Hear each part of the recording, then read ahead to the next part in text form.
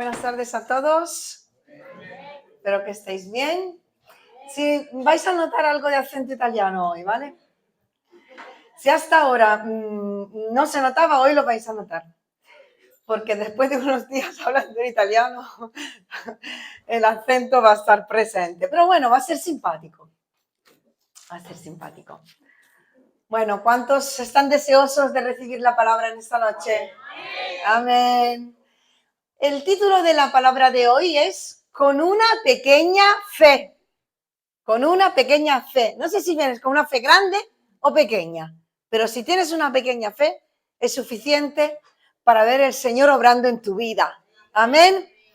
Porque la vida cristiana no es posible sin una pequeña fe.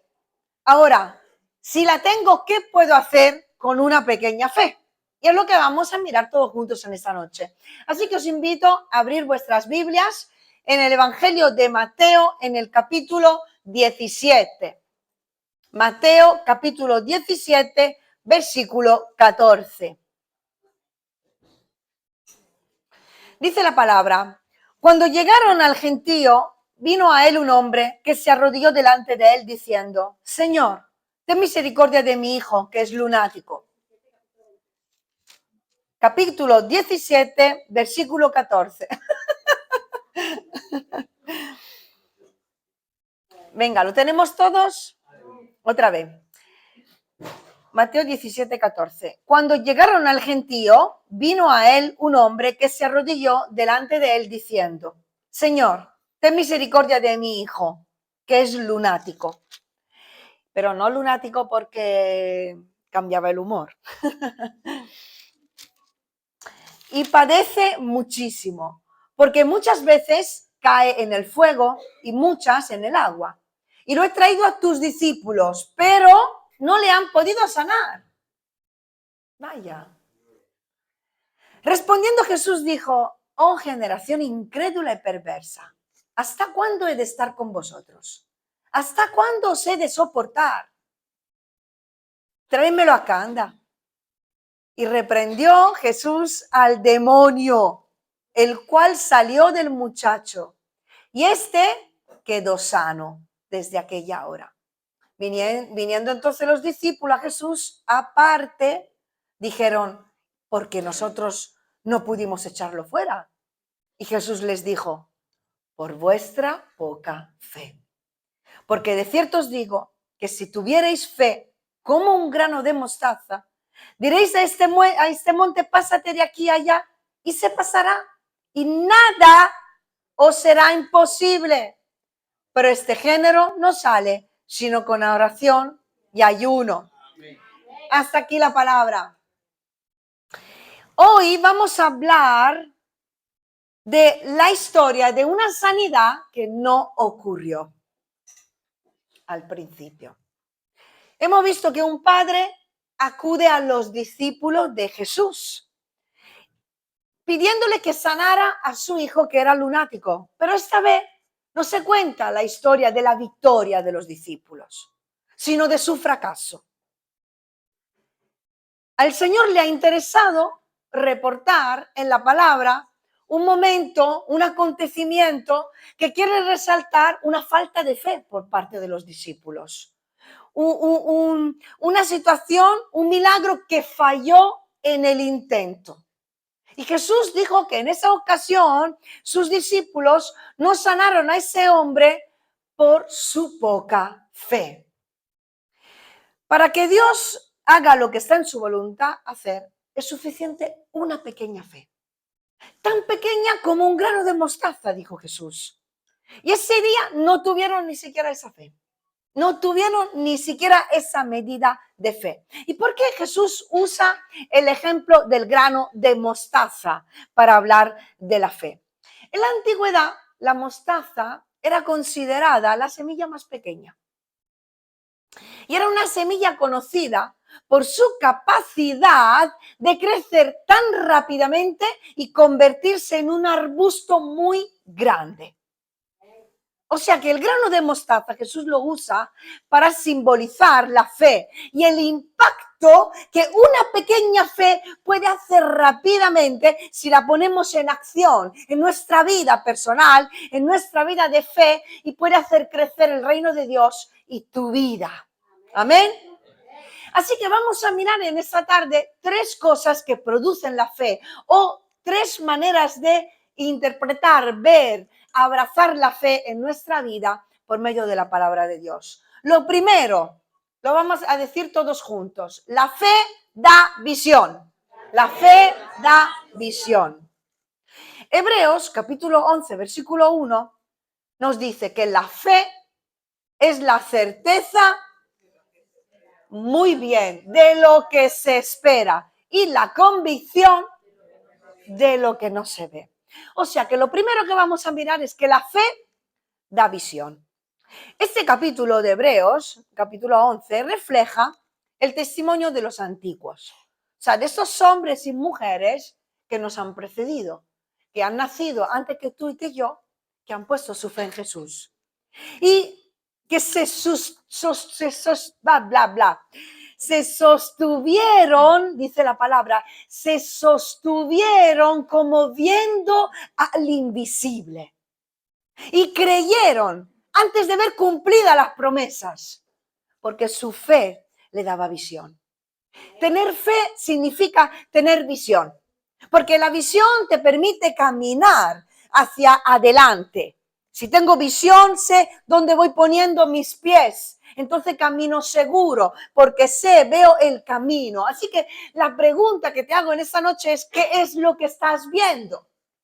¿Hay luz en tu camino? ¿Hay visión clara de hacia dónde estás andando? ¿Qué es lo que estás viendo?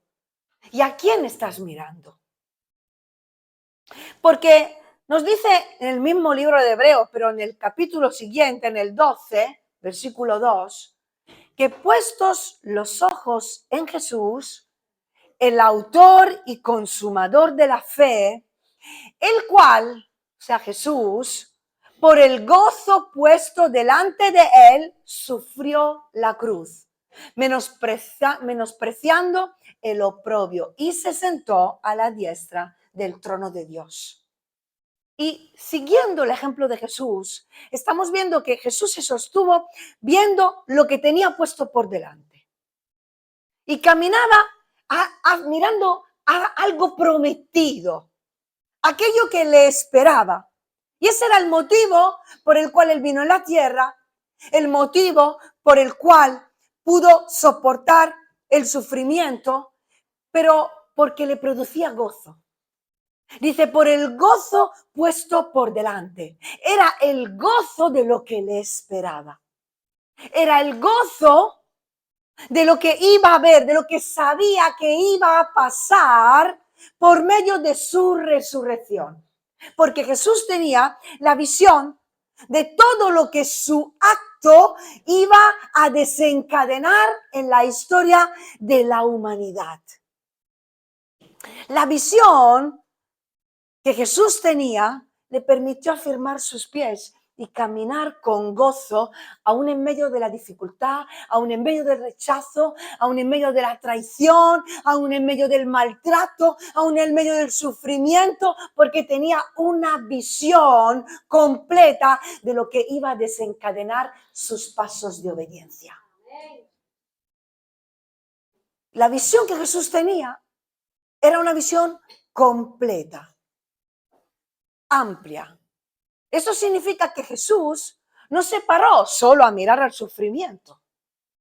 Jesús no se paró solo a mirar la circunstancia temporal que estaba viviendo como hombre en la tierra. No se paró solo a mirar cómo se sintió o lo que le pasó en un momento concreto de su vida, sino que sus ojos abarcaban todo el plan completo de lo que el Padre estaba haciendo a través de su vida. Y de lo que iba a hacer, porque iba a trascender sus obediencias y los pasos que estaba dando. Jesús sabía que cada pequeño acto de amor, de fe y de obediencia al Padre iba a dar un fruto eterno a su tiempo. Y esto nos habla a nosotros hoy. Nosotros también hoy podemos encontrarnos a ser probados. Quizás estamos pasando por un desierto, quizás estamos pasando por una traición, quizás por un abandono, quizás por la soledad, quizás por la enfermedad, quizás por el sufrimiento. Estamos teniendo desafíos económicos, situaciones difíciles en nuestras casas, en relaciones. Quizás nos vemos que nuestra fe es demasiado pequeña para enfrentar este tipo de situaciones. Y si nos vemos tan pequeños y nos paramos a mirar solo nuestra circunstancia de hoy, dejamos de crecer, dejamos de caminar, dejamos de esperar, nos paralizamos ante nuestro fracaso, nos paralizamos ante la situación momentánea y pensamos y miramos que el milagro nunca va a ocurrir, el barco no va a llegar a su puerto, el viaje se está haciendo demasiado largo, Dios va a tardar, Dios no está en este asunto, el Señor me ha abandonado o yo nunca voy a lograr las promesas que el Señor tiene para mi vida. Porque perdemos el objetivo.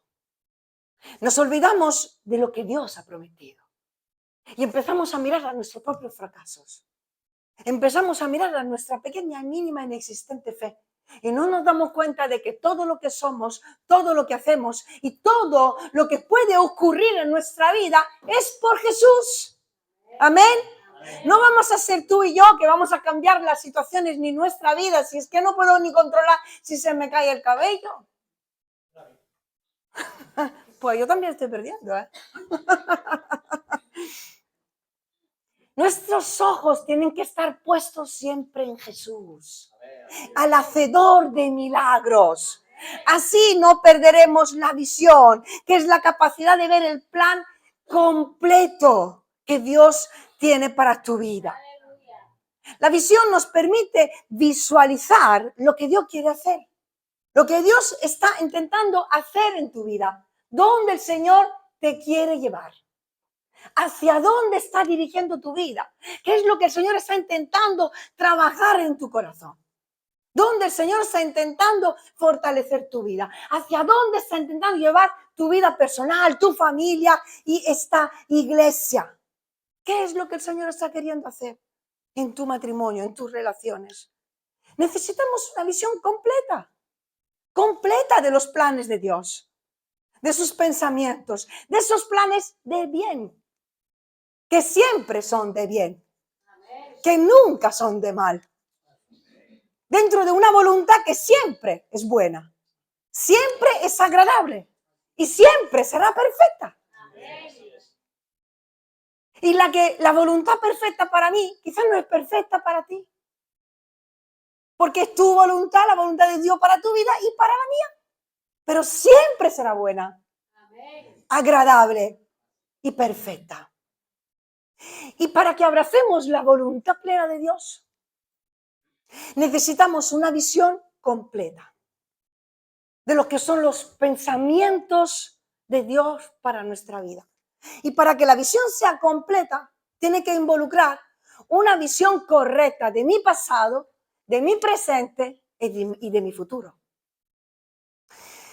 Una visión completa, honesta de tu pasado, porque tenemos realmente que realizar y decir, ¿de dónde me ha sacado el Señor? Porque yo hoy puedo estar pensando, sintiéndome, vale, bien o mal, pero ¿de dónde te ha sacado? ¿De dónde me ha sacado a mí el Señor? ¿De qué te ha librado hasta el día de hoy? ¿Por qué cerró ciertas puertas? ¿Por qué te dijo no a ciertas peticiones? Yo no sé tú, pero muchas veces tuve que darle las gracias al Señor por sus no, si me hubiese escuchado todas las cosas que le he pedido. ¿Por qué cerró ciertas puertas? ¿Por qué te dijo no a ciertas cosas? ¿Y qué es lo que realmente ha hecho en tu pasado? Hasta aquí el Señor nos ha ayudado. Hasta aquí te ha traído. A pesar de todo tipo de situación, Él ha estado a tu lado siempre. Y te ha llevado en sus brazos de amor siempre. Es más bien preguntarse por qué, para qué, Señor, has permitido ciertas situaciones en mi vida. ¿Qué es lo que he aprendido? No decir, ay, ¿por qué me ha pasado eso? No, ¿para qué? ¿Para qué has permitido esto en mi casa? ¿Para qué has permitido esto en mi vida? ¿Qué es lo que he aprendido? ¿Qué es lo que me has brindado? ¿Qué es lo que has querido enseñarme? ¿Qué es lo que he recibido? ¿Qué es lo que me has revelado? ¿Qué porción de la palabra se ha hecho carne en mí? A través de lo vivido a tu lado. Una visión honesta de tu pasado. Una visión real de tu presente. Cómo eras antes y cómo eres hoy. En tu vida personal, en tu vida relacional, de iglesia. Porque la palabra nos dice que debemos de tener un concepto sobrio de nosotros mismos. Lo leemos en Romanos 12. Piensa de ti con cordura. No tengas más alto concepto de ti que el que debes tener. Sino sé transformado por medio de la renovación de tu entendimiento para que entiendas cuál es la voluntad de Dios para tu vida. Hay personas que tienen una visión distorsionada y real de sí mismo, tanto para bien como para mal, ¿eh?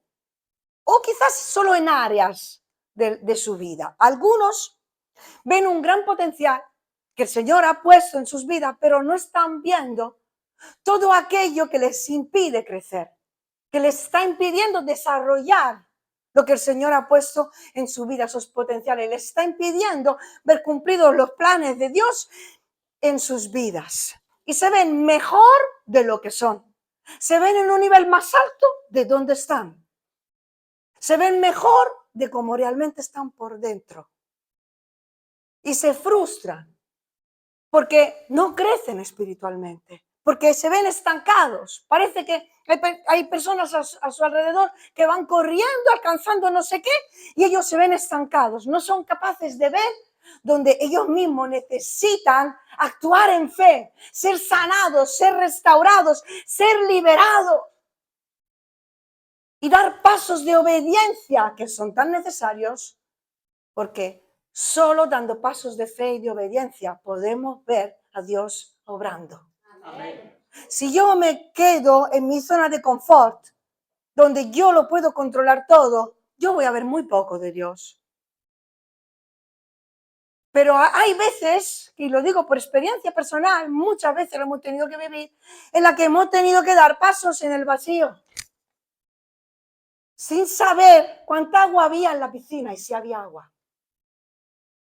Y entonces es ahí donde tú ves a Dios obrando, donde ya no se trata de ti, de lo que tienes, de lo que sabes o de lo que puedes hacer, sino de Dios, de lo que tiene, de lo que sabe y de lo que sí Él puede hacer y quiere hacer en tu vida.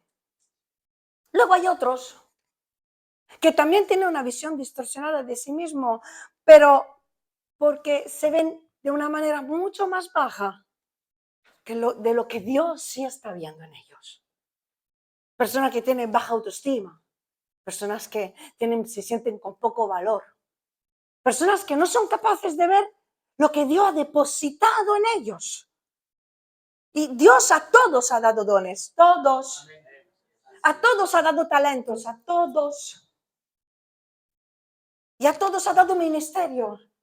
Porque si no tienes uno de los 5 ministerios, profeta, pastor, maestro, evangelista, apóstol, tienes el ministerio de la reconciliación. A todos Dios ha dado promesas. A todos. Así que tienes que ser, si tu visión está contaminada, la visión de ti mismo, distorsionada, porque está influenciada por la opinión de otros, por lo que otros te han dicho, por experiencias pasadas, por traumas, por heridas, necesitas tener, como dice la palabra, un concepto sobrio de ti. Piensa lo que Dios piensa de ti. Di y proclama lo que Dios proclama acerca de ti. Abraza la visión completa que Dios tiene de ti, que quizás hoy te ves como un vaso roto, quizás hoy te ves con que no eres capaz, pero tú tienes que ver qué es lo que Dios quiere hacer a través de ti. Estoy pensando en una historia que escuché hace un tiempo de que había un hombre que fue a buscar una jarra y fue a una tienda y dice, quiero la jarra más cara de toda la tienda. Es algo real, ¿eh? No es un chiste ni nada inventado. Quiero la jarra, pero la más cara que tengas en la tienda. Bueno, la más cara, bueno, tenemos esta. No, la más cara que tengas en la tienda. Vale, pues venga conmigo. Entonces lo llevan a ese comprador en el almacén de la tienda, un lugar oscuro, lleno de vasijas y de jarras rotas, piezas de jarras y de vasijas. Y entonces dice el hombre, ¿por qué me has traído aquí?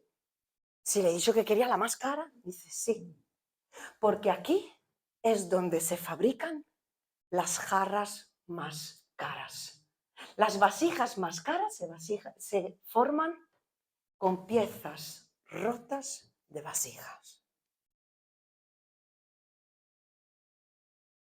Así que si te sientes roto o quebrantada, eres el modelo perfecto para ser transformado y usado para un uso noble y útil en las manos del alfarero, que es capaz de sacar lo mejor de tu vida, solo poniendo tu pequeña fe en Dios. ¿Cuánto dicen gloria a Dios? Aleluya. Y luego una visión de futuro. Y para ellos, claro, necesitamos una visión clara, una visión amplia y actualizada. Yo de vez en cuando tengo que hacer la revisión de la vista. Tristemente, muy a menudo. Te das cuenta de que ya no ves bien. Pues tenemos que revisar constantemente nuestra vida espiritual y tener una visión actualizada de lo que es mi vida, de lo que es la vida de la iglesia, mi familia, porque han pasado años. Tú ya no eres el mismo ni la misma, ¿o no? ¿O eres la misma persona que hace 5 años? ¿Y tu marido, tu mujer, tus hijos son los mismos? Tampoco. ¿Y la iglesia es la misma? Pues entonces yo no puedo mirar atrás. Tampoco puedo mirar a cómo estoy hoy. Yo tengo que creer en lo que Dios ha preparado y tener una visión clara de lo que Dios tiene preparado y caminar hacia ella con fe. ¿Cuántos dicen amén? Amén.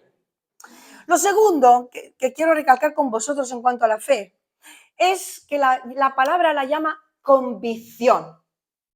Convicción. Vamos a decirlo todos juntos. Convicción. Hebreo 11:1 hemos leído, la fe es la convicción de lo que no se ve.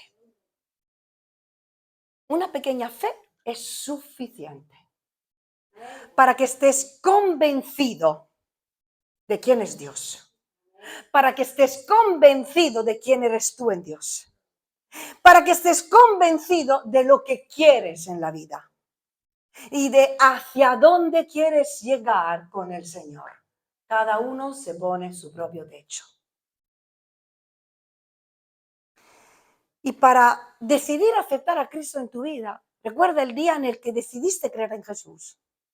Le pediste perdón por tus pecados y le dijiste, quiero que seas mi Señor y mi Salvador. ¿Os acordáis de ese día? Para decidir aceptar a Cristo como tu Salvador, tuviste que convencerte de que Dios era real. Y esa convicción vino del Espíritu Santo. ¿Sí o no? Ahora, dice la palabra, leemos en el Evangelio de Juan, en el capítulo 16, versículo 8, que cuando venga el Espíritu Santo, convencerá al mundo de pecado, de justicia y de juicio.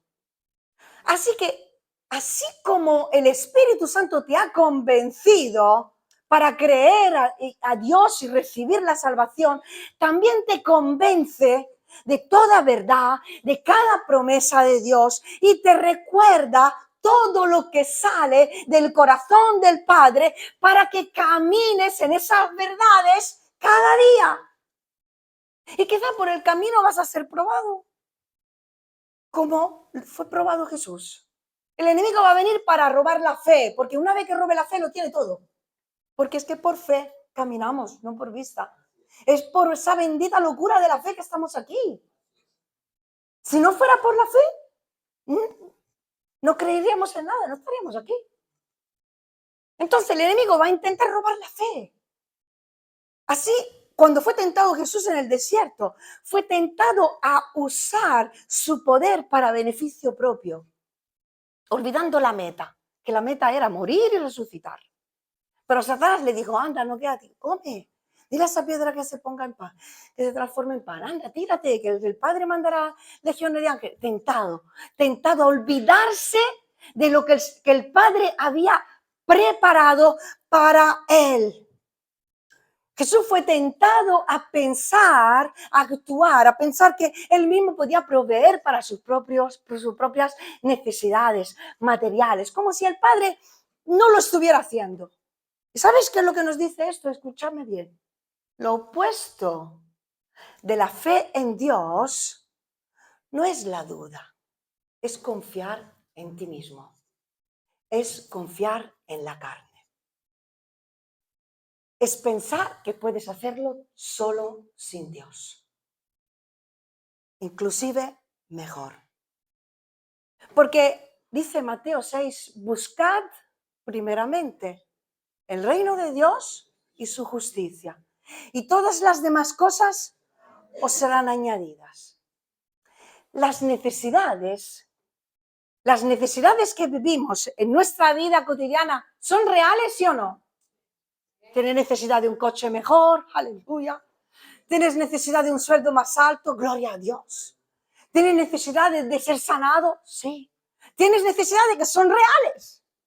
Pero son naturales. Es una necesidad natural. Un coche, una provisión, un dinero, una sanidad. No son tus verdaderas necesidades. Lo que necesitas en realidad es la fe en Dios. Es la fe en la palabra de Dios para creer que Dios sí cuida de ti. Que si buscas primeramente el reino de Dios, Él te añadirá todo lo demás que tú necesites. Te añadirá para que no te falte pan, para que no tengas que mendigar. Te añadirá, porque esto es lo que Él promete en su palabra, ¿sí o no? Porque tu enemigo no es la necesidad, sino la incredulidad. La falta de fe, la inconstancia, la confianza en ti mismo y en mí misma. Jesús no ganó la batalla contra la tentación con Satanás porque se puso a repetir de memoria la palabra. No fue solo por eso, fue porque estaba convencido de que lo que la palabra decía era verdad. Y se agarró a esa palabra, porque hay muchos conocedores de este libro que lo leen, pero no lo creen. Y ahí está la diferencia, la fe.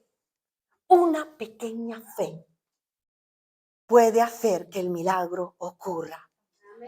Puede traer convicción, porque la fe viene por el oír. Y el oír la palabra de Dios. Y eso es lo que te da convicción de quién es Dios, de quién eres tú en Dios y de lo que el Señor puede hacer en tu vida. Amén. También sinónimo de estar convencido es estar persuadido. Y me gusta muchísimo esta expresión. En Filipenses encontramos esta expresión, Filipenses 1:6, dice el apóstol Pablo, estoy persuadido de esto, que el que comenzó en nosotros la buena obra, la perfeccionará hasta el día de Jesucristo. Estoy convencido, estoy persuadido de que el Señor ha empezado algo en tu vida, ¿verdad? Quizás hace 40 años, hace 20, hace una semana, pero lo que Dios ha empezado no lo va a dejar a mitad, sino que Él va a terminar lo que se ha planeado hacer, porque Él siempre maquina algo bueno. Y mientras nos perfecciona. Porque sus planes siempre son de bien.